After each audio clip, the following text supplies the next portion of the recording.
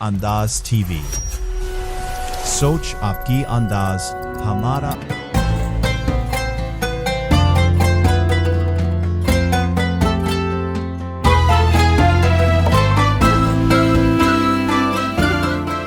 اعوذ باللہ من الشیطان الرجیم، بسم اللہ الرحمن الرحیم۔ القارعة ما القارعة وما أدراك ما القارعة يوم يكون الناس كالفراش المبثوث وتكون الجبال كالعهن المنفوش فأما من ثقلت موازينه فهو في عيشة راضية وأما من خفت موازينه فأمه هاوية وما أدراك ما هي نار حامية۔ صدق الله العظيم۔ اللہ اللہ اللہ اللہ اللہ اللہ اللہ اللہ حسبی ربی جل اللہ ما فی قلبی غیر اللہ نور محمد صلی اللہ لا الہ الا اللہ اللہ اللہ اللہ اللہ اللہ اللہ اللہ اللہ۔ کون مقام ہے اللہ دونوں جہاں میں ہے اللہ، کون مقام ہے اللہ دونوں جہاں میں ہے اللہ، جسم میں جامع ہے اللہ لا الہ الا اللہ اللہ اللہ اللہ اللہ اللہ اللہ اللہ اللہ۔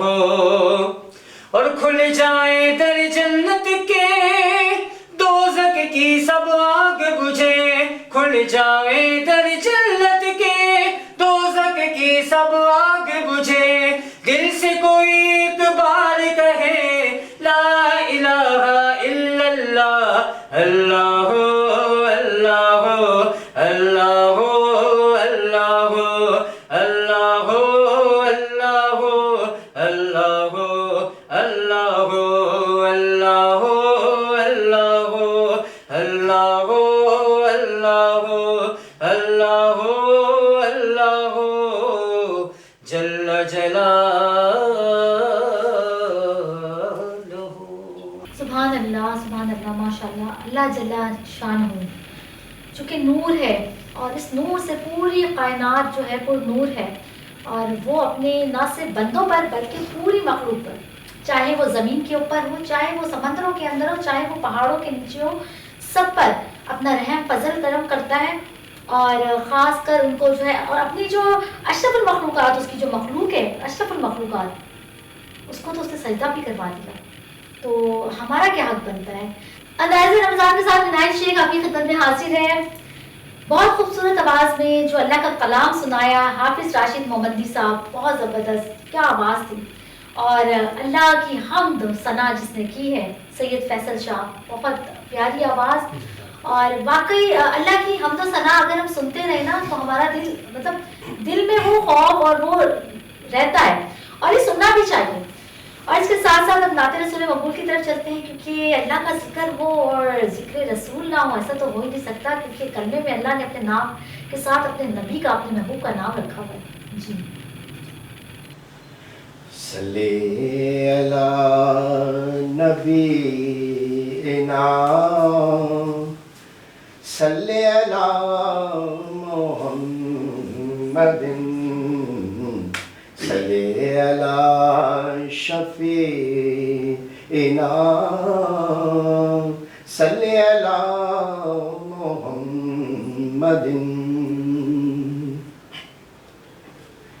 میرا دل اور میری جان مدینے والے میرا دل اور میری جان مدینے والے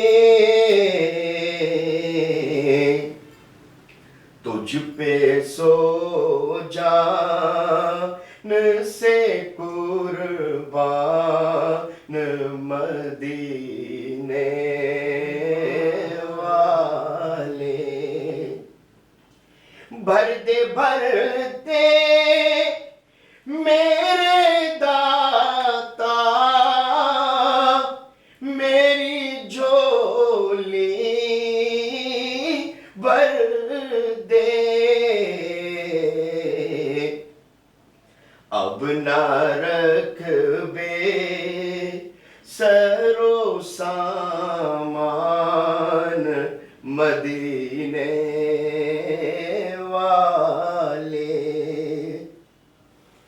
آڑے آتی ہے تیری ذات ہر ایک دکھیا کے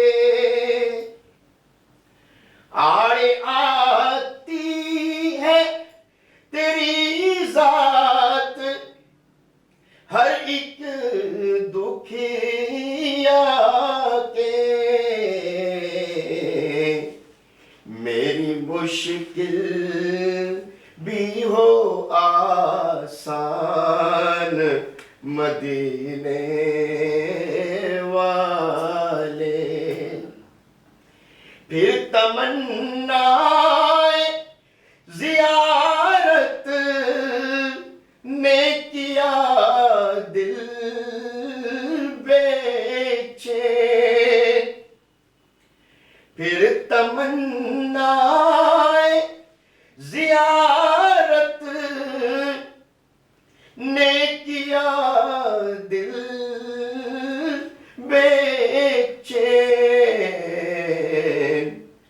پھر مدینے کا ہے ارمان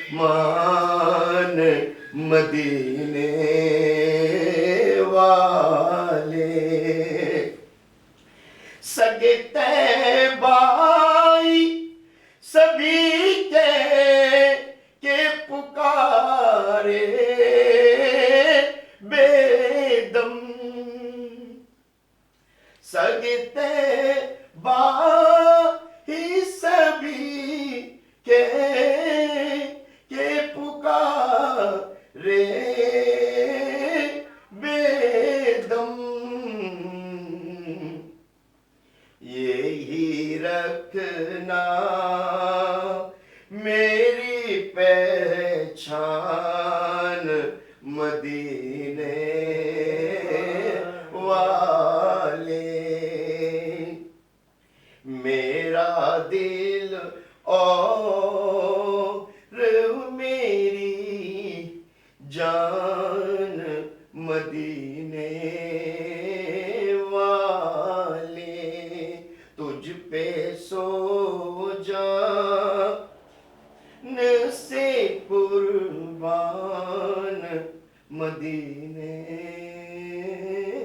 والے سبحان اللہ ماشاء اللہ میرا دل اور میری جان مدینے والے کیوں نہ ہو مدینے والے جب اللہ نے ان سے محبت کی ہے اور جب وہ ہجرت کر کے حضرت اور مدینے کی طرف تشریف لائے تھے تو کتنا دل کھول کر مدینے والوں نے ان کا استقبال کیا تھا تو کیوں نہ ہو ہمارا دل مدینے کی طرف ہماری جان مدینے کی طرف اور بے شک اللہ تعالیٰ ہمیں ہر رمضان جو ہے مدینے میں گزارنا جو ہے نصیب کر دیں اور اس کے ساتھ ساتھ اچھا آج ہمارے جو ہے اس کا ٹاپک کیا ہے ہمارا موضوع کیا ہے کہ جو روزہ ہے نا روزہ صرف بھوک نہیں ہے بلکہ کردار سازی ہے تو ہمارے ساتھ جو ہے عالم عبد القادر صاحب موجود ہیں اور اس پر وہ ہمیں بتائیں گے اور ہم اسی ٹاپک کو لے کر اس پہ کوشچنس کریں گے کہ روزہ جو ہے صرف بھوک نہیں ہے، کردار سازی بھی ہے، اور کس طرح سے وہ کردار سازی ہوگی.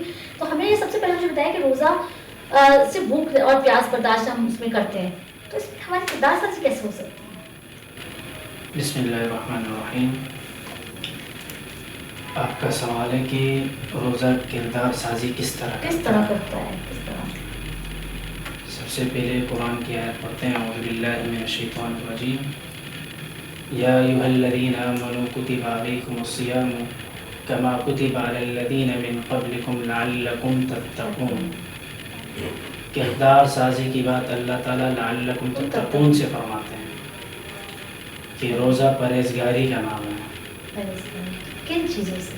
کن بچنا، جو گناہ کے معاملات ہیں، جو گناہ کے کام ہیں، ان سے بچنا. اللہ تعالیٰ ارشاد فرماتے ہیں ان اکرمکم عند اللہ اتقاکم، کہ اللہ کے ہاں عزت دار لوگ صرف متقی ہیں. یہاں پہلے روزے والوں کو کہا کہ آپ تقوی سے رہیں، پھر کہا کہ میرے نزدیک عزت دار تقوی والے ہیں، یعنی عزت کا معیار تقوی قرار دیا. تقوی کا اگر عام فہم زبان میں ہمارے ویورز کو بتائیں تو کیا مطلب؟ عام فہم میں یہ اس طرح بتانا چاہوں گا کہ تقوی اپنی من چاہی کو چھوڑ کر رب چاہی پر عمل کرنا، اس کو تقوی کہتے ہیں. یعنی کہ دنیا کی لذتوں کو چھوڑ کر آخرت کی لذتوں کو ترجیح دی جائے، اور اللہ کا خاص خوف ہو. ایک تو یہ کہ بس اللہ کا خوف ہے زبان سے، جیسے لوگ عام کہتے ہیں مجھے اللہ کا ڈر ہے، نہیں، دل سے اللہ کا خوف ہو، اور یہ ہر وقت ذہن میں رہے کہ اللہ تعالیٰ دیکھ رہا ہے. جو بھی عمل کرنے سے پہلے وہ یہ سوچے، لازمی سوچے کہ اللہ تعالیٰ دیکھ رہا ہے. تو تقوی کا عام فہم میں یہی مطلب ہے، یہی مراد ہے. تو کردار سازی، اچھا قرآن مجید میں روزے کے حوالے سے تقوی کا ذکر تو آ گیا ہے، ٹھیک ہے. اب روزہ جو کردار میں تبدیلی نہ لا سکے تو کیا روزہ؟ جی روزہ اگر انسان کی کردار میں تبدیلی نہ لا سکے تو اس کے متعلق حدیثیں ہیں، اس کے متعلق خطرناک حدیث ہیں. حدیث میں آتا ہے کہ ایسے بندے کا روزہ جو اس میں تبدیلی نہ لائے تو اللہ تعالیٰ کو اس کے بھوکے اور پیاسے رہنے سے کوئی غرض نہیں، کہ وہ برائی کے کام کو نہ چھوڑے، بات نہ چھوڑے، صرف بھوکا پیاسا رہے تو اللہ تعالیٰ کو اس کے بھوکے پیاسے رہنے سے کوئی غرض نہیں. اور دوسری جگہ پہ حدیث میں آتا ہے کہ بسا اوقات روزے دار کو صرف اس کا بھوکا پیاسا رہنا ہی فائدہ دیتا ہے، بس اور کچھ نہیں اس کے علاوہ. یعنی اس کو ثواب میں اس کا کوئی حصہ نہیں ہوتا، صرف بھوک اور پیاس ہی اس کا مقدر ہوتا ہے. وہ انہی لغویات، برے اعمال کو نہ چھوڑنے کی وجہ سے. تو جو روزہ ہے وہ اپنی اصلی روح کو چھوڑ جاتا ہے، اس وجہ سے روزہ اصلی روح کو چھوڑ جاتا ہے. اصل روحانیت روزے میں تب ہے کہ جب انسان نماز پڑھے، جی بالکل، عبادات کرے، لغویات سے بچے، فضول باتوں سے بچے. مطلب روزے کا دن جو ہے، اور ایک یہ بھی ذکر ہے کہ روزے والا دن اور عام دن تو فرق نظر آنا چاہیے، ہے نا؟ بالکل، پتہ چلے کہ روزہ دیکھیں ابھی سب سے عام دنوں میں تو ہم صبح فجر کی نماز پڑھتے ہیں، صرف فجر کی نماز کے لیے اٹھتے ہیں. لیکن رمضانوں میں دیکھتے ہیں کہ ہم صبح 3 بجے اٹھتے ہیں.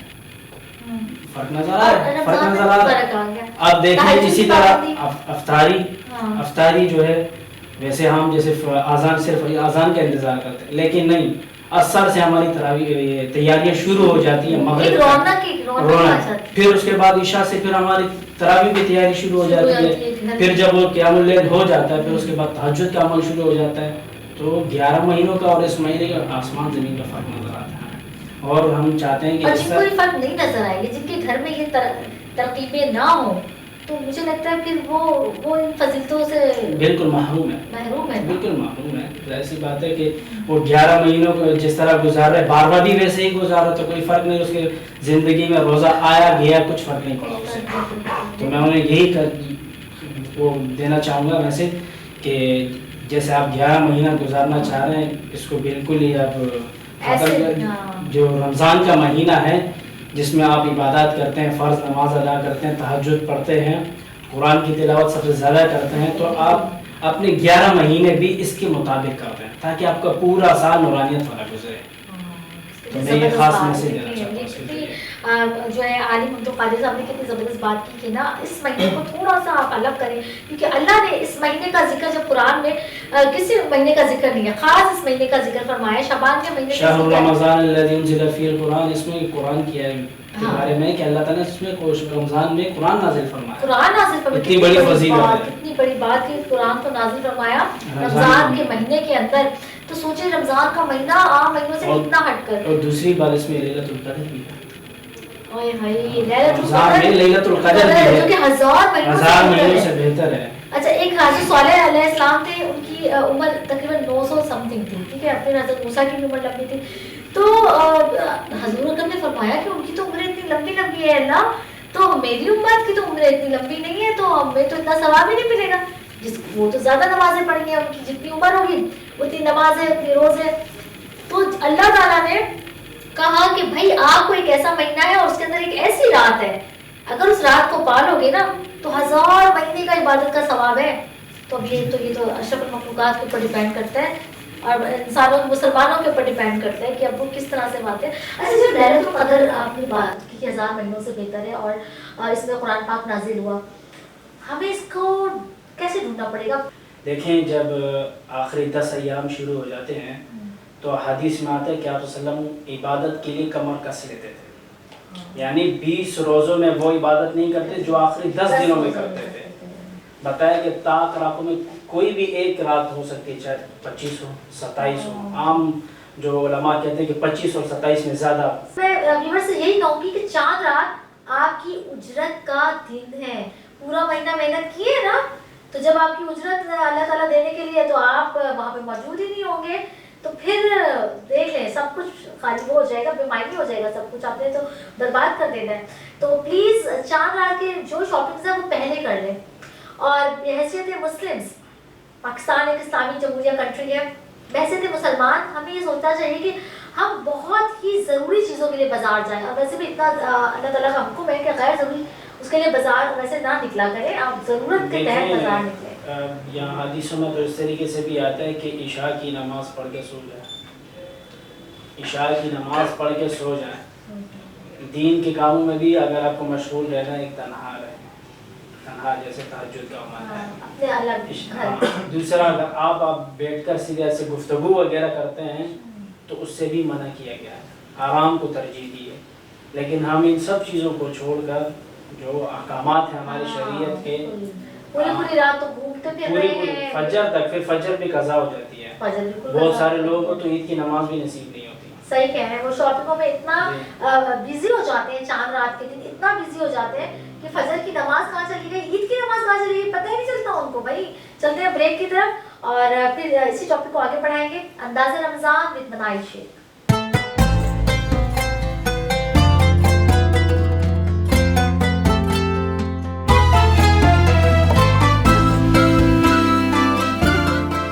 Welcome back. انداز رمضان وتھ منائل شیخ. اور کیا خوبصورت گھڑیاں ہوتی ہیں یہ افطار کی، اور کتنا مزہ آ رہا ہوتا ہے. اور رمضان کا تو ایک ایک پل، ایک ایک گھڑی ہمیں تو ایسے گزارنی چاہیے کہ جیسے کہ ہمارے آپ گولڈ کو قیمتی سمجھتے ہو، آپ ڈائمنڈ کو قیمتی سمجھتے ہو، یہ اس سے بھی بہت بہت بہت بڑھ کر ہیں.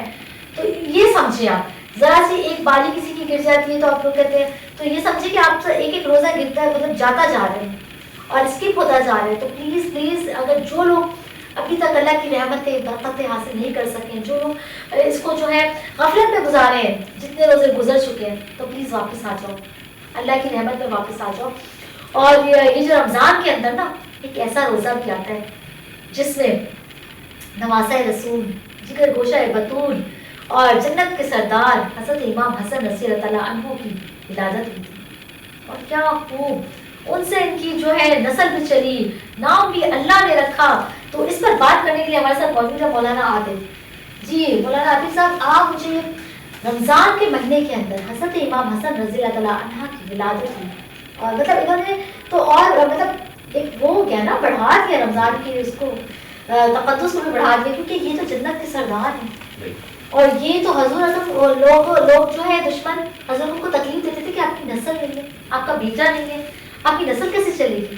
اللہ نے یہ دکھایا کہ فاطمہ، حضرت فاطمہ زہرا رضی اللہ تعالیٰ عنہا سے، ان کے بیٹوں سے ان کی نسل چلی. تو ان کے بارے میں بتائیں اور ان کی ولادت کے بارے میں. بسم اللہ الرحمن الرحیم. الحمد للہ الذی خلق الانسان وعلمہ البیان والصلاة والسلام علی سید الانس والجان. یہ مبارک گھڑیاں رمضان المبارک کی، جس کے اندر آپ نے حضرت حسن رضی اللہ تعالیٰ عنہ کے ذکر کو چھیڑا. یقیناً اس وقت سب سے زیادہ ضرورت ہے کہ حضرت حسن کے نام کو ذکر کیا جائے، ان کی سیرت کو ذکر کیا جائے. حضرت حسن رضی اللہ تعالیٰ عنہ جگر گوشائے فاطمۃ الزہرا رضی اللہ تعالیٰ عنہ، فرزند حضرت علی رضی اللہ تعالیٰ عنہ، نواسہ رسول صلی اللہ علیہ وسلم. ان کی نسبت ایسی اعلیٰ ہے کہ اگر ہمارا آج کا موضوع اس میں صرف نسبت ہی کو ذکر کیا جائے تو وہ نسبت ہی بیان نہیں کی جا سکتی. باقی ان کی سیرت کمال کے لوگ تھے، ان کی سیرت بیان کی جاتی ہے محرم الحرام میں یا اس کے علاوہ. یہ جو رمضان المبارک کی 15ویں شب ہے، یہ ان کی ولادت کا دن بھی ہے. 3 ہجری 15 رمضان المبارک ذکر کیا جاتا ہے کہ ان کی ولادت ہوئی. مدینہ منورہ میں ان کی ولادت ہوئی. حضرت حسن چونکہ یہ بچپن ہی سے اس طریقے کی ان کی طبیعت تھی کہ یہ بڑے حساس تھے، اور جب ان کو حضرت علی رضی اللہ تعالیٰ عنہ کی شہادت ہوئی، اس کے بعد ان کو 40 ہجری کو خلافت میں انہیں خلیفہ بنایا گیا. ان کی خلافت ان کو اس وقت ملی کہ جب مسلمانوں کے اندر ایک انتشار پھیل چکا تھا اور ان کے درمیان ایک جنگی ماحول بن چکا تھا اور فتنے آ چکے تھے. ان کو جو خلافت ملی ہے اس کی تعداد کم و بیش 6 ماہ لکھی گئی، لیکن یہ 6 ماہ کی جو ان کی خلافت ہے اس کی تاریخ ایسی ہے کہ آج بھی جب اسے ذکر کیا جاتا ہے تو 1400 سال 1500 سال گزرنے کے بعد بھی ویسے خلیفہ ویسے حکمران ہمیں نہیں ملے. حضرت حسن جب ان کو خلافت ملی، مسلمانوں کے درمیان ایک جنگی ماحول تھا، اختلافات آ چکے تھے. حضرت حسن نے جب یہ دیکھا کہ مسلمانوں کے درمیان ایک جنگی ماحول بن چکا ہے اور مسلمان آپس میں ایک دوسرے کے دست و گریبان ہیں، اب اس کا نتیجہ یہ تھا کہ یا تو حضرت حسن اور حضرت امیر معاویہ ان کی صلح ہو جائے یا تو دونوں مد مقابل آ جائیں.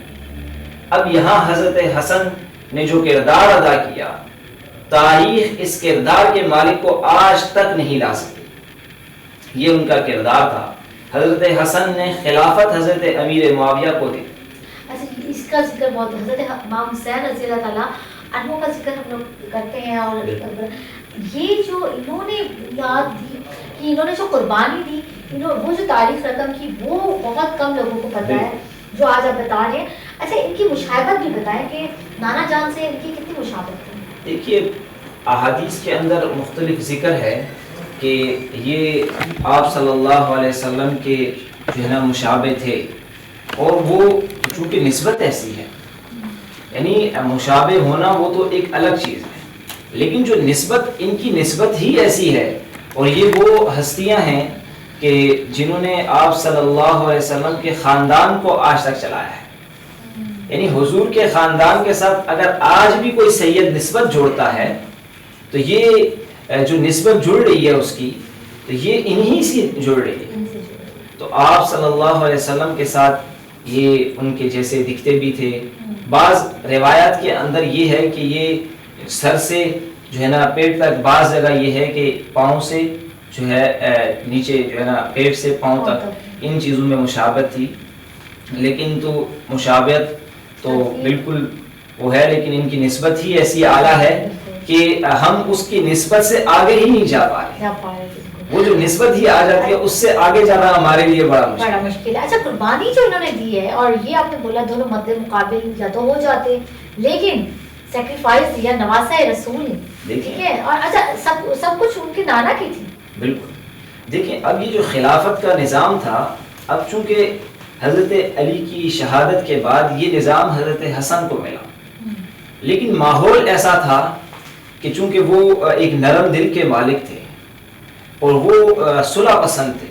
انہوں نے جب اس چیز کو دیکھا کہ اب مسلمانوں کے درمیان جنگ کا ماحول ہے, ایسا نہ ہو کہ بروز قیامت میرے نانا مجھ سے پوچھیں کہ بیٹا تمہاری وجہ سے تو جنگ نہیں ہوئی, تمہارا اس میں کیا کردار. کتنی دور کی سوچ تھی ہر وقت یہ کہ نانا کو ہمیشہ اپنی امت کا خیال تھا, اور انہیں اپنے نانا کی محبت اور نانا کی فکر تھی کہ وہ کہیں ہم سے سوال نہ کریں. دیکھیے انہیں ان کی نانا کی امت کی ایسی فکر تھی کہ انہوں نے خلافت یعنی 6 ماہ کی خلافت, یعنی جو اکثر ذکر کیا جاتا ہے یہ 6 ماہ کی خلافت, بعض روایتوں میں اس سے زیادہ بھی ہے کم بھی ہے, لیکن جو زیادہ ذکر کیا جانے والا قول ہے وہ 6 ماہ, یعنی 6 ماہ خلیفہ بنے اور اپنی خلافت حضرت معاویہ کو دے دی اور اس کا پورا حق ان کو اختیار دے دیا. بحث تو چل رہی تھی, بحث چل رہی تھی, لیکن چونکہ یہ ایک ماحول تک ہی تھا, جنگ نہیں ہوئی, اس لیے کیونکہ حضرت حسن یہ صلح پسند تھے, انہوں نے صلح کو ترجیح دی. اب یہاں جب انہوں نے اپنی خلافت حضرت امیر معاویہ کو دے دی, اب یہ انہوں نے جو آخر تک حکمرانوں کے لیے یعنی آج تک کے حکمرانوں کے لیے پیغام بھیجا کہ دیکھیے امت سب سے افضل چیز ہے, آپ نے اپنی امت کا خیال رکھنا ہے, امت کا خیال رکھنا ہے. آپ نے جنگ کو روکنے کے لیے سیکریفائس دے دیا, آپ نے اپنی خلافت ان کو دے دی. وہ میسج جو 1400 سال پہلے کی یہ جو مولانا عاطف صاحب نے بڑی زبردست بات کی, بہت اچھی بات کی کہ انہوں نے جنگ نہیں ہونے دی, انہوں نے اپنے لوگوں کا نقصان نہیں ہونے دیا. اور آج ہم کیا کرتے ہیں, اپنی مفادات کی خاطر اپنی عوام کو, اپنی رعایا کو کہاں دھکیل دیتے ہیں. سوچنا چاہیے, سوچنے اچھا ان سے بہتر لیڈر بھی کوئی نہیں, لیڈرشپ بھی نہیں, یہ بھی سوچ سکتے ہیں ہمارے. جن کو سکھانے والے یعنی ایسی عظیم ہستی ہو کی پرورش نانا نے کی, جن کا نام لے کے آج بھی ہمارے رونگٹے کھڑے ہو جاتے ہیں, بالکل بالکل, تو ان کی تو ہر چیز ہی اعلیٰ ہے. انہوں نے جس چیز میں قدم رکھا, جس چیز پہ ہاتھ رکھا, جس چیز کی طرف اشارہ کیا, وہ ہر چیز اعلیٰ ہے. اچھا جب حضرت حسن رضی اللہ تعالیٰ عنہ پیدا ہوئے تھے تو ان کا نام بھی اللہ تعالیٰ نے, دیکھیے یہ کچھ ذکر ہے کہ اللہ تعالیٰ نے آپ صلی اللہ علیہ وسلم کو بتایا کہ یہ نام رکھا جائے, اور یہ نام حضور صلی اللہ علیہ وسلم نے رکھا. پہلے کچھ اور نام رکھا تھا, لیکن حضرت نے کہا نہیں, یہ نام تبدیل کر کے یہ نام رکھا گیا, اور یہ بڑا مبارک نام ہے. اور جب یہ حضرت حسن چونکہ خلافت کے بعد جو یہ جنگی ماحول کو ختم کرنے کا ان کا کردار ہے وہ ایسا ہے کہ وہاں انہوں نے امت کو دیکھا کہ امت ٹوٹے نہ, امت جڑے, اور یہ ان کا پیغام تھا کہ چاہے اقتدار جائے, چاہے خلافت جائے, چاہے آپ کی نظامت جائے, آپ کی کرسی جائے, لیکن امت کے اندر کوئی تفرقہ نہیں ڈالا, تفرقہ نہیں ہونا چاہیے, امت کے اندر بالکل متحد کر کے گئے. اور ان کا جو میسج ہے نا ویورز, آپ سمجھ رہے ہیں کہ میں کیا کہنا چاہ رہی ہوں. ان کا میسج یہ ہے کہ وہ اپنی امت کو متحد کر کے گئے, اپنی خلافت انہوں نے دے دی اٹھا کر کہ بھائی آپ رکھو, ہمیں جنگ نہیں چاہیے, کہ بھائی کسی طرح ہم لوگ جڑے رہیں, کسی طرح سے تفرقہ نہ ہو. تو اب ہمارے اس دور کے اندر, اس صدی کے اندر کیا ایسے لیڈرز نہیں ہیں کہ ان کو فالو کریں اور صرف اقتدار کی خاطر جو ہے امت کو بکھیر دیا. ابھی بھی وقت ہے, تمام مسلم ممالک, تمام مسلمان ایک ہو جائیں, ایک پیج پر آ جائیں, ایک صف میں آ جائیں. وہ بات ہے نا کہ اللہ کی رسی کو اللہ تعالیٰ نے قرآن میں فرمایا تو 73 فرقے ہوں گے, ٹھیک ہے. تو اب وہ وقت آ گیا ہے, ہم فتنوں کے دور سے گزر رہے ہیں, ہم دجالی دور سے گزر رہے ہیں, اور دجالی دور سے گزرتے وقت جس ایک انسان نے بھی اپنے ایمان کی مضبوطی رکھی, اللہ کی رسی کو مضبوطی سے تھامے رکھا اور تفرق میں نہ پڑا, تو وہ اس دور کا ولی ہوگا. ایسے دجالی دور سے گزر نہیں رہے, اس کی طرف جا رہے ہیں, اس کا دور آگے آنے والا ہے, مطلب فتنوں کا دور ہے, اور ہم بالکل ساری نشانیاں تو اسی طرف جا رہی ہیں. ہر جگہ آگ لگی ہوئی ہے, مڈل ایسٹ کے اندر سب جگہ. تو ہم یہی کہتے ہیں کہ تمام مسلمان پلیز خدارہ اس رمضان کے مہینے کے اندر میں یہ کہوں گی کہ ہماری ریاست اور جتنے بھی حکمران ہیں مسلم کنٹریز کے, وہ ایک پیج پر آ جائیں اور حضرت امام حسن رضی اللہ تعالیٰ عنہ کے اس میسج کو یاد کریں, اس کو سوچیں, دیکھیں کہ بھائی انہوں نے تفرقہ نہیں کیا, انہوں نے لڑائی جھگڑا نہیں کیا, انہوں نے جنگ نہیں کی, انہوں نے کیا کیا کہ تمام جو مسلمان ہیں نا ایک ہو جائے، کسی طرح ایک ہو جائے. تو ہمیں بھی وہی کرنا ہے. ہمیں یہ نہیں سوچنا کہ اس کا فرقہ کیا ہے، اس کا کیا ہے. ہمیں مسلمان ہونا چاہیے، بحثیت مسلمان. اور سب کچھ اللہ تعالیٰ نے قرآن میں بتا دیا ہے. فرقے میں پڑھنے کی ضرورت ہی کیا ہے؟ سب کچھ اللہ نے قرآن میں بتا دیا کہ ہمیں زندگی گزارنی کیسے ہے. اچھا مجھے یہ حضرت امام حسن رضی اللہ تعالیٰ عنہ کی جو ہے ولادت ہو گئی تھی، کہ لیکن ان کی بھی شہادت ہوئی. بالکل. دیکھیں 50 ہجری کے اندر حضرت حسن کو جو ہے نا زہر دیا گیا.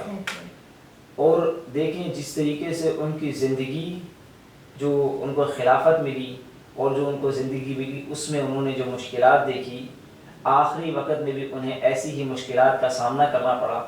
40 دن تک اس زہر کا اثر ان کے وجود میں رہا، اور ان کا جو صبر تھا اس 40 دن بھی وہ صبر ایسا تھا کہ آج تک اس کی کوئی مثال نہیں ملتی. ایسا صبر نہیں. اور 40 دن کے بعد وہ اپنے مالک حقیقی سے جا ملے. حضرت حسن کا جو رمضان المبارک سے تعلق ہے، یہ صرف ان کی ولادت کا نہیں ہے، بلکہ رمضان المبارک جس طریقے سے صبر کا درس دیتا ہے، حضرت حسن نے اپنی زندگی میں صبر جو انہوں نے کیا، آج تک ویسا صابر کوئی نہیں ہے. وہ صبر کی علامت بن گئے.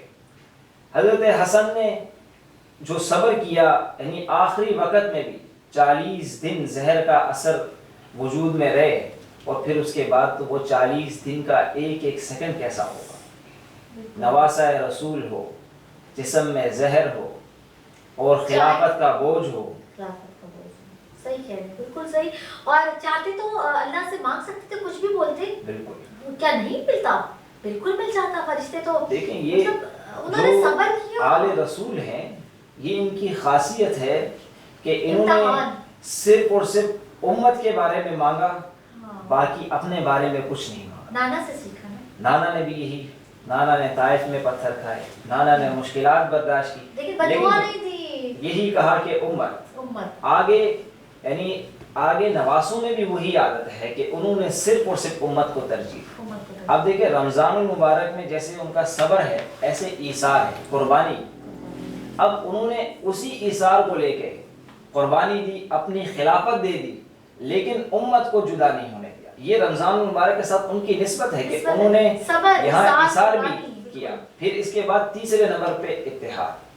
رمضان ہمیں پیغام دیتا ہے کہ مساجد میں مسلمانوں کے ساتھ ملیں، جڑیں، جائیں. ہم اعتکاف بیٹھتے ہیں، ہم عبادات میں اکٹھے ہوتے ہیں، ہم سحری میں اکٹھے ہوتے ہیں، افطاری میں اکٹھے ہوتے ہیں. یہ اتحاد انہی کا دیا ہوا ہے. انہوں نے رمضان المبارک کے اندر ہمیں اس اتحاد کا پیغام دیا ہے. اور رمضان المبارک سے ان کی یہ 3 نسبتیں ہیں. پہلی نسبت صبر، دوسری ایثار، اور تیسری ان کی اتحاد. اور یہی سلسلہ چلا، اور آج ہمیں ان کی سیرت سے یہ پیغام ملتا ہے کہ ہمیں اپنے مفادات کو ایک طرف رکھنا ہے اور امت کو ایک طرف رکھنا ہے.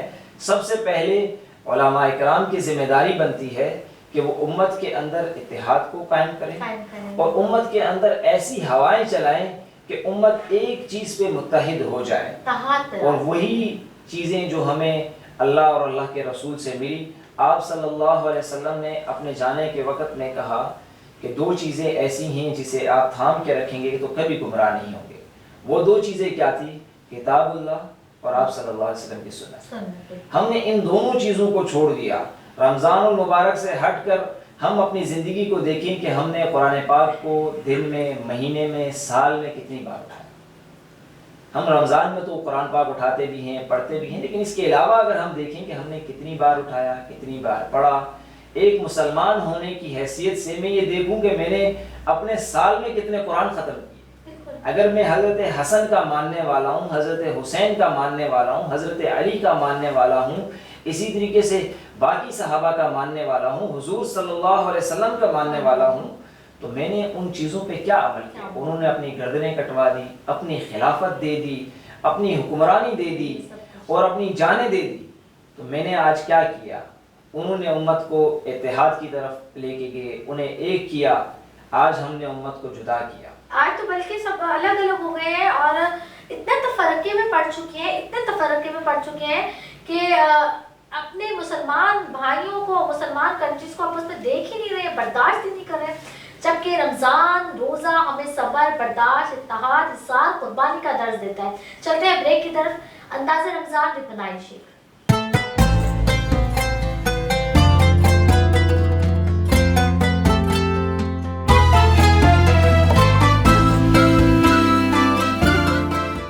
Welcome back. انداز رمضان وتھ منائل شیخ.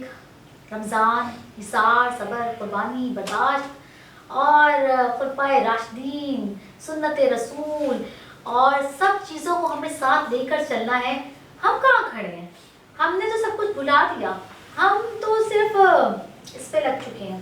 اور میں یہ کہتی ہوں کہ نا اپنے بزرگوں کے پاس بیٹھا کریں بچے. جب وہ بیٹھیں گے اور ان سے یہ سب باتیں سنیں گے تو ہماری نئی جنریشن جین الفا کی بات کر رہی ہوں، جو ابھی ہماری نئی جنریشن ہے 2016 کے بعد کی جو جنریشن ہے ان کی بات کر رہی ہوں. کیا ان کو پتہ ہے اثار قربانی کا مطلب بھی پتہ ہے، صبر کا مطلب بھی پتہ ہے؟ مطلب اتنے جذباتی ہر چیز ہے. اچھا صرف میں بچوں کو بھی نہیں بولوں گی، اگر روزے کی حالت میں کوئی بڑا انسان بھی ہے نا تو وہ بھی برداشت نہیں کرتا. اس کو بھی اس پہ بھی ہم بات کریں گے. مولانا جو ہے عبدالقادر پاس جائیں گے، لیکن اس سے پہلے ہم نعت رسول مقبول سنیں گے حافظ رائکی محمد سے.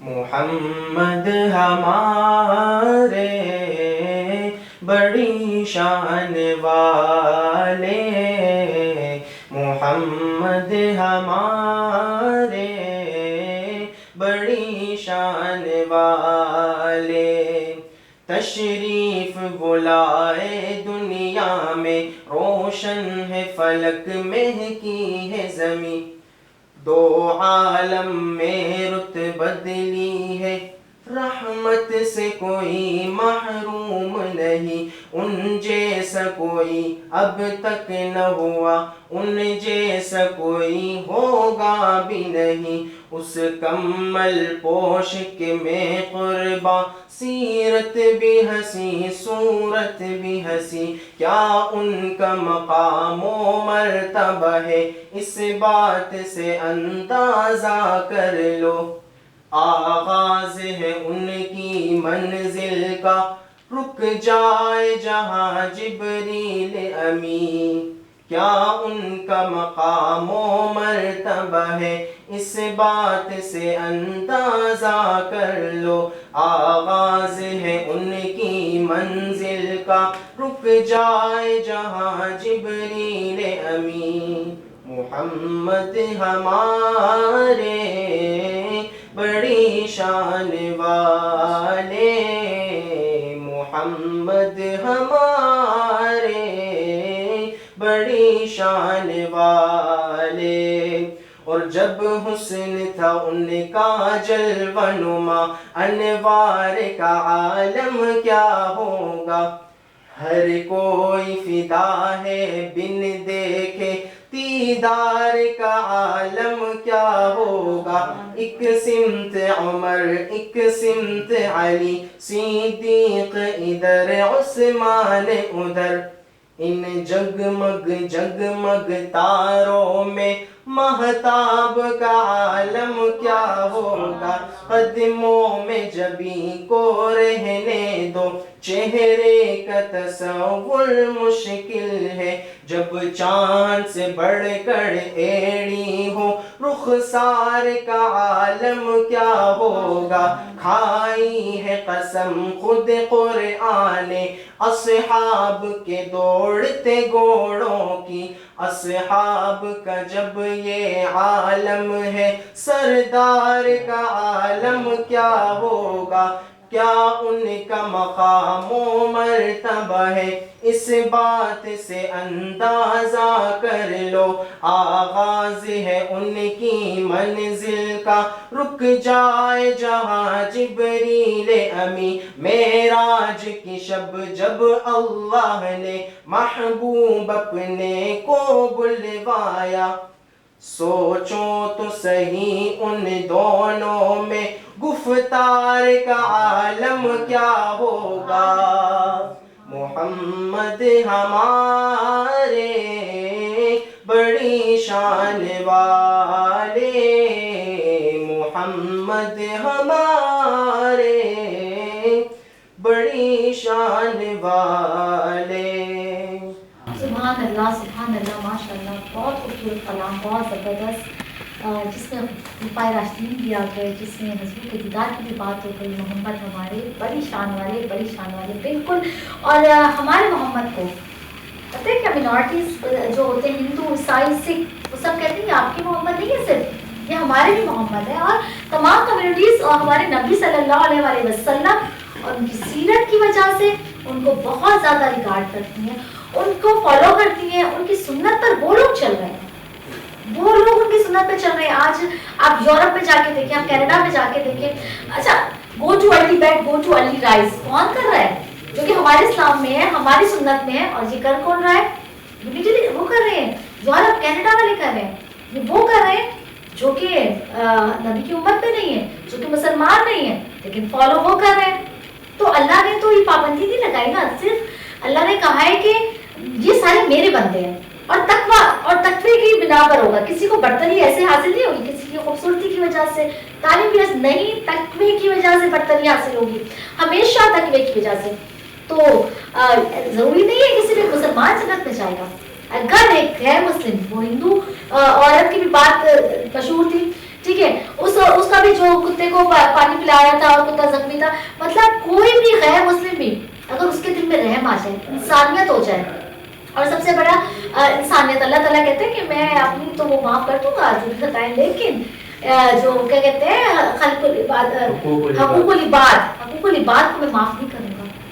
जो बंदों के ऊपर तुम्हारे हकूक है ना, जो बंदों के ऊपर तुम्हारे हकूक है, वो मैं माफ़ नहीं करूँगा। अपने हकूक तो माफ़ कर सकता हूँ मैं, तो बहुत बहुत ख्याल रखें हकूकुल इबाद का। इस पर हम एक अलग टॉपिक रखेंगे, सेगमेंट रखेंगे, बहुत ज़रूरी है। और हकूकुल इबाद के अंदर ये सब अल्लाह के बनते हैं, पूरी दुनिया में जो मुसलमान है वो भी, जो मुसलमान नहीं है वो भी, तो सब हकूकुल इबाद में आते हैं, और हमें हकूकुल इबाद का बड़ा ख्याल रखना है। अल्लाह ताला जो है ना हमें हमारी रहनुमाई करे और बिल्कुल हजूर की सुन्नत पर चलने वाला बनाए। तो आलिम अब्दुल कादिर साहब आपकी तरफ आते हैं, कोई कुफार अगर मुसलमान के साथ भी अच्छाई वाला मामला करते हैं, उनके साथ ताउन वाला मामला करते हैं, हाँ। तो अल्लाह ताला उनका बदला उनको दुनिया में ही दे देते हैं, आखिरत में उनको कोई हिस्सा नहीं सिवाय जहन्नम के। सही। तो वो जो एक हिंदू लड़की ने सवाल किया था, और मैंने पहले भी अपने मुफ्ती साहब से कहा था, कि उन्होंने कहा था कि जब जन्नत सिर्फ मुसलमानों के लिए, तो हम अल्लाह की मखलूक नहीं है, हमें भी क्यों पैदा किया था? अल्लाह की मखलूक है, फिर अल्लाह का कहना भी मानना, अल्लाह कह रहे हैं मान ले, अल्लाह की मखलूक हो, अल्लाह कह रहे हैं फिर मानो ना। अल्लाह की मानती भी तो नहीं हो, अल्लाह की ये मानते हैं कि हम मखलूक हैं, लेकिन अल्लाह की नहीं मान रहे, मतलब बाकी सारी चीजें मान रहे हैं, लेकिन वो सिर्फ कलमा नहीं पढ़े। शिर्क तो सबसे बड़ा, हाँ, शिर्क जो है सबसे बड़ा गुनाह है, और अगर शिर्क करेंगे तो फिर तो उसकी तो सजा, शिर्क को अल्लाह ताला लैलतुल क़द्र में भी माफ नहीं करता, बिल्कुल नहीं करता। अल्लाह ताला कहते हैं मेरे साथ तो किसी को तुम ठहरा ही नहीं सकते ना, बिल्कुल। और अल्लाह ने हजूर के लिए भी ये फरमाया कि ये मेरे बंदे और रसूल हैं, बिल्कुल, ताकि जो आने वाले जितने भी लोग हैं, नस्लें हैं, वो भटक ना जाए कहीं ऐसे। अच्छा, रोज़े की जब हम बात करते हैं और तकवे की बात करते हैं और किरदार साज़ी की हम बात करते हैं, तो मुझे बताएं कि हमारा रोज़ा है, हमने रोज़े भी रख लिए, जिस तरह से मौलाना आतिफ ने बताया कि सब्र, इसार, कुर्बानी, तो क्या अभी रमज़ान शरीफ के अंदर हम लोगों के अंदर है, नज़र आ रहा है? देखा जाए तो मजमून चलते फिरते मिसालें होंगी बहुत सारी। अब कुछ बंदों का अमल सब पे लागू नहीं किया जा सकता। अगर 25% जज्बाती हैं, गुस्से वाले हैं, तो 75 वाले समझ वाले। हाँ, ये हम 25% की बात करते हैं। देखें, हमें जो आप सल्लम ने तालीम दी है वो ये कि उम्मत की अच्छाइयाँ बताओ, अच्छाइयों को फॉलो करो, प्रमोट करो, हाँ। बुराइयों को नहीं। लेकिन बुराइयों को ख़त्म करना भी तो एक आलिम की जिम्मेदारी है। ख़त्म करना नहीं, बताना, तालीम देना, तालीम देना, कैसे खत्म करना, उनकी खत्म करना। देखेंगे खत्म कैसे होगा? सारे आलिम के ऊपर जिम्मेदारी डाल रही हैं, खत्म करना उनकी जिम्मेदारी, जो इस अफ़आल में मुब्तला है, ये उनकी जिम्मेदारी। आलिम का काम सिर्फ गाइड करना है। देखिए, इसमें ये चीज़ है कि हमारे यहाँ उलमा इकराम इस चीज़ को बारहा बयान भी करते हैं, बताते भी हैं। उलमा इकराम उनकी फील्ड ये है कि उनको बताना है, उनके पास मिंबर है, महराब है, मस्जिद है, मिसालें हैं, तो वो उस चीज़ को वहाँ तो वो करते हैं। लेकिन आजकल की जो हमारी जनरेशन है, यहाँ उलमा की बात को सुना ही नहीं जाता। اس لیے کہ ہمارے یہاں سننا صرف اسی کو جاتا ہے جو سب سے زیادہ فضول بات کرے گا، جو سب سے زیادہ گھٹیا بات کرے گا، یا وہ جو علماء کے خلاف بات کرے گا یا دین کے خلاف بات کرے گا۔ بات یہ ہے کہ علماء میں سے اگر آپ دیکھیں تو کسی عالم نے کبھی یہ نہیں کہا ممبر پہ بیٹھ کے کہ آپ روزہ رکھ کے گالی دے سکتے ہو، آپ روزہ رکھ کے کسی کو دھکا دے سکتے ہو۔ ہمیشہ وہ یہی کہتے ہیں کہ آپ نے روزہ رکھنا ہے، اچھے سے پیش آنا ہے، اچھائی کا رویہ رکھنا ہے، لوگوں کے ساتھ حسن اخلاق سے پیش آنا ہے۔ ہمارے نبی کے اخلاق بیان کرتے ہیں، صحابہ کے اخلاق کو بیان کرتے ہیں، لیکن لوگوں کے اندر چونکہ ایک آج کل ہمارے یہاں ایک قسم کی آپ فرسٹریشن سمجھیں کہ لوگ اس چیز کا شکار ہیں کہ بس وہ اپنا غصہ کسی دوسرے کے اوپر اتارنا چاہتے ہیں۔ ایک شخص نے روزہ رکھا ہوا ہے، صبح سے لے کے مغرب تک اس نے روزہ رکھا ہوا ہے، اور وہ اس روزے میں کھانے پینے سے بند ہے، رکا ہوا ہے، لیکن وہ اس میں گالی بھی دے رہا ہے، وہ اس میں دوسرے لوگوں پہ اپنے روزے کو لاگو بھی کر رہا ہے، اپنے ملازموں کے اوپر میرا روزہ ہے جاؤ یہ کام کرو، میرا روزہ ہے تم ایسا کرو، تمہیں پتہ نہیں ہے میرا روزہ ہے، میرے ساتھ تم ایسی بات کرو۔ یہ الفاظ آپ کے روزے کو خراب کرنے کا سبب بابا بھی گھر میں کہتے ہیں، بڑے لوگ گھروں میں بھی اس میں فرق ہوتا ہے کہ یہ کہ میرا روزہ ہے، یہ حدیث کے الفاظ ہیں، فیقول انی صائم، کہ میں روزے سے ہوں، یہ حدیث کے الفاظ ہیں، میرا روزہ ہے، میرا روزہ۔ یہ تب جب آپ سے کوئی جھگڑے، ٹھیک ہے، آپ سے جھگڑے، قتال کرے، برا بلا بولے، تو آپ صرف اس سے اتنا کہیں کہ بھائی میں روزے سے ہوں، میں نے آپ سے جھگڑ سکتا ہوں، نہ آپ کو میں برا بلا کہوں، یعنی کہ میں بھائی ہاں۔ یہ حدیث میں اس بات میں کیا وہ کہہ رہے ہیں کہ ان کو صبر کر کے تعلیم دی ہے کہ میں روزے سے ہوں، میں صبر کر رہا ہوں۔ نہیں، مولانا عاطف کچھ اور بول رہے ہیں کہ میں روزے سے ہوں، کیا یہ اصل میں آپ یہ جو بات بات اصل میں یہ جو وہ بات کر رہے ہیں کہ جہاں تلقین ہے نا صبر، تلقین ہے، لیکن میں وہ بات کر رہا ہوں کہ اپنا روزہ دوسرے کے اوپر لاگو جیسے کہ میرا روزہ ہے مجھے تنگ نہیں کرو، یا یہ کہ میرا روزہ ہے تمہیں نظر نہیں آ رہا میرا روزہ ہے، تو اس طرح سے یہ شریعت دیکھیں اس چیز سے منع بھی کرتی ہے کہ جہاں شریعت نے باقی احکامات بتائے ہیں تو یہ بھی بتایا ہے کہ جو آپ کی عبادات ہیں وہ آپ کے لیے ہیں۔ شیخ سعدی بہت بڑے مشہور شاعر ہیں، وہ اپنی کتاب گلستان سعدی کے اندر لکھتے ہیں کہ ایک روز میں اپنے والد صاحب کے ساتھ تہجد کی نماز میں اٹھا، جب میں نے دیکھا کہ باقی افراد سو رہے ہیں تو میں نے اپنے والد سے کہا کہ اے ابا جان دیکھو ہم تہجد پڑھ رہے ہیں اور یہ سو رہے ہیں۔ ان کے والد نے ان سے کہا کہ بیٹا کاش کہ تم بھی سو جاتے تو بہتر تھا، اس لیے کہ یہ تکبر کے الفاظ ہیں کہ آپ نے اپنے آپ کو اچھا جانا اور دوسرے کو برا جانا۔ اور ہمارے یہاں یہی چیز ہے کہ ایک شخص یہ کہتا ہے کہ میرا روزہ ہے، مطلب دوسرے کو بھی یہ کہہ رہا ہے کہ تمہارا نہیں ہے، کیونکہ مسلمان ہیں تو سب کا روزہ ہوگا، اچھا گمان رکھنا چاہیے۔ شریعت یہی کہتی ہے کہ آپ نے اچھا گمان رکھنا ہے۔ اچھا گمان تو ہونا چاہیے، اگر ہم پریٹینڈ نہیں کریں گے، نہیں کروائیں گے پریٹینڈ، اچھی چیز کو جیسے شروع میں آپ نے بولا کہ ہم نے گڈ فیس دکھانا ہے، ہم نے اچھائیاں دکھانی ہے اسلام کی، تو ہم بھی تو مولانا صاحب یہ بات کر سکتے ہیں کہ میرا روزہ ہے تم بھی کل روزہ رکھنا۔ وہ تو دیکھیں ہمارے یہاں بچوں کو ترغیب دینا چاہیے، ہمارے یہاں جو بچے ہوتے ہیں چھوٹے انہیں ہم ترغیب دیں کہ جس طریقے سے ہمارے یہاں مشہور ہوتا ہے کہ چڑی روزہ، چھوٹا روزہ بچے رکھتے ہیں کہ آدھے دن کا روزہ، آپ بچے اسکول جا رہے ہیں تو آپ کا روزہ ہے، تو یہ ایک ان کو سمجھانا، اور ساتھ میں والدین کو چاہیے کہ بچوں کو یہ بھی سمجھائیں کہ بچے روزے میں بعض اوقات یا بڑے جو ہمارے ہاں روزے کے اندر جو غصہ کرتے ہیں اس غصے سے بچنا چاہیے، کیونکہ یہ غصہ سب فساد کی جڑ یہی ہے۔ اس لیے کہ ایک شخص اگر غصے میں ہے اور پھر اس وقت وہ روزے میں بھی ہے، اب وہ لڑ رہا ہے، منہ سے گالی نکل رہی ہے، برے الفاظ نکل رہے ہیں، تو روزہ تو فاسد ہو گیا، مکروہ ہو گیا، ختم ہو گیا۔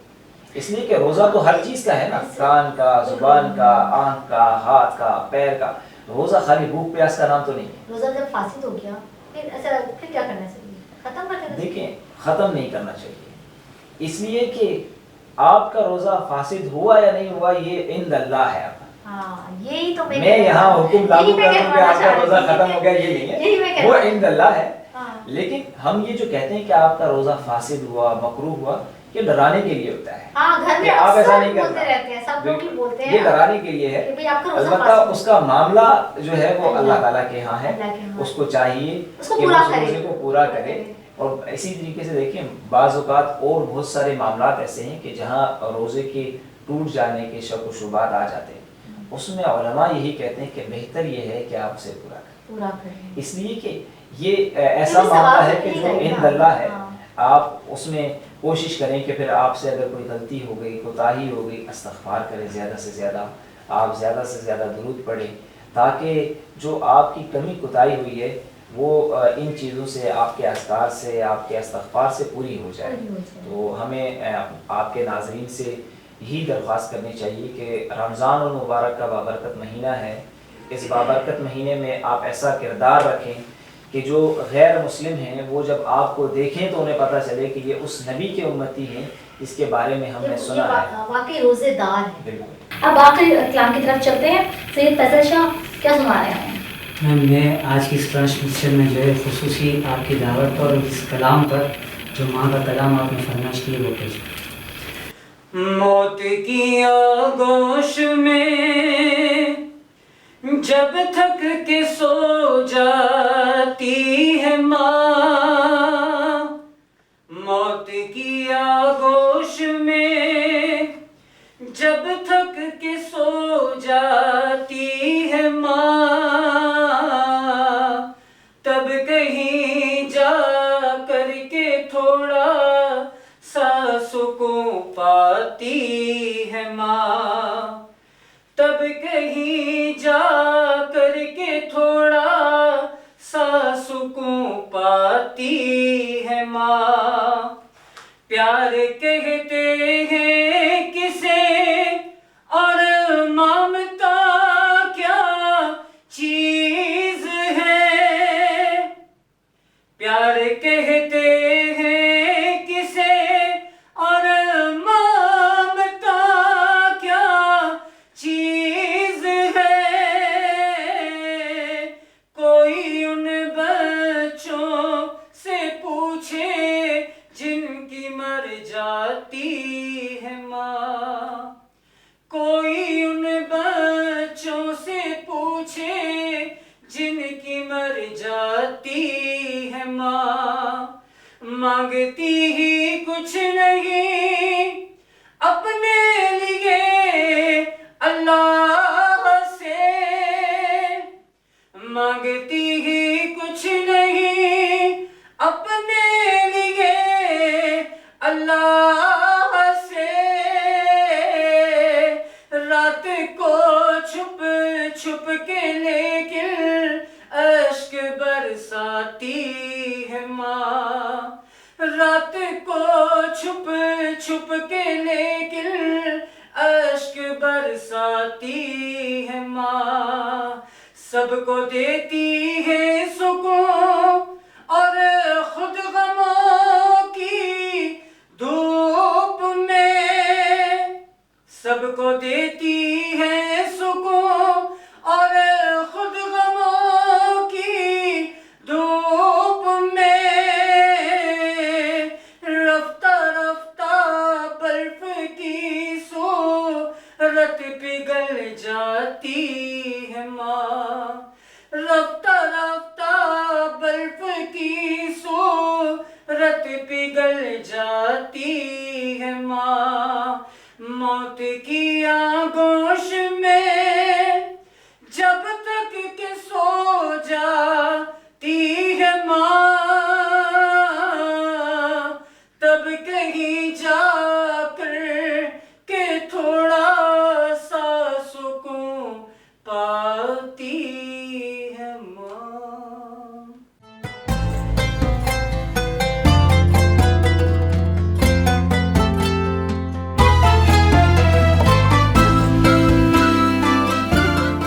انداز ٹی وی، سوچ آپ کی انداز ہمارا.